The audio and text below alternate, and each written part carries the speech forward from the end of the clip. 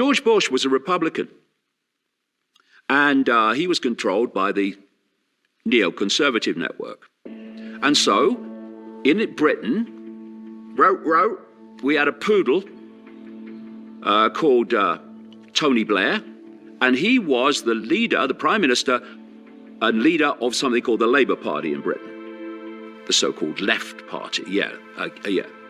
And they invade Iraq on a lie about weapons of mass destruction in Iraq. Why did they lie?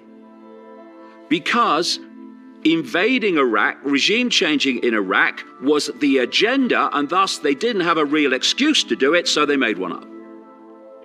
Then Republican Bush and Labour Party Blair get replaced by Democrat Barack Obama and Conservative Party Prime Minister in Britain, David Cameron. They then oversee the invasion of Libya. So Iraq, tick off list. Change regime now we've gone from those parties to the opposition parties. Okay, now tick that off. And then in the same period of Obama and Cameron, they started the process of destabilization in Syria, which has led to catastrophe there, and sending the boys in. Problem, reaction, solution. And then along comes, after Obama, the maverick Donald Trump. He's going to drain the swamp. He's going to drain the swamp he's been swimming in all his life. Oh, yes, I think I'd buy that. And the Trump regime is now, as I speak, at serious loggerheads with Iran and wants a war with it, really, the truth be told. So you have this list of countries for regime change, and no matter who comes and goes in politics, whatever kind of party or colour, the same list, tick, tick, tick. That's how it works. Why? Because the politicians are here today, gone tomorrow. The permanent government is dictating events. Why do we have so many wars? Why do we have so many wars? Do you know many people in your life that want a war? I don't meet many people that want a war, but we keep having them.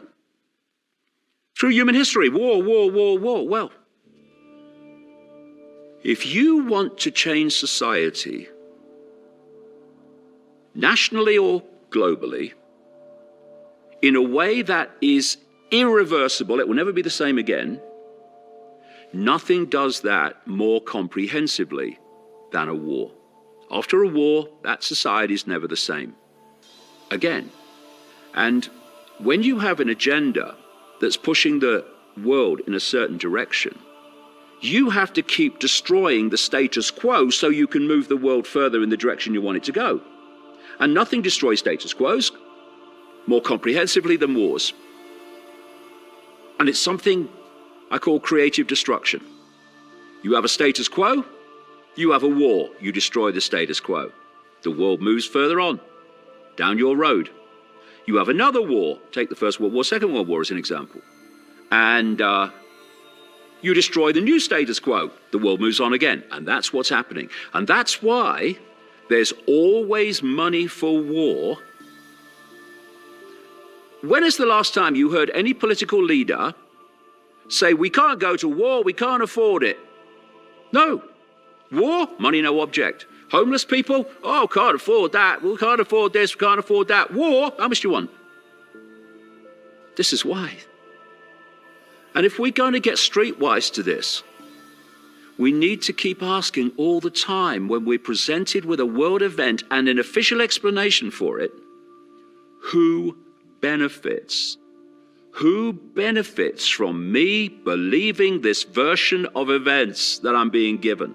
And if it is benefiting anyone that wants to take the world further towards centralization of power, destruction of freedom, destruction of privacy, destruction of choice, then red flags should wave and red flashing lights should go off everywhere, because it's almost certainly a scam.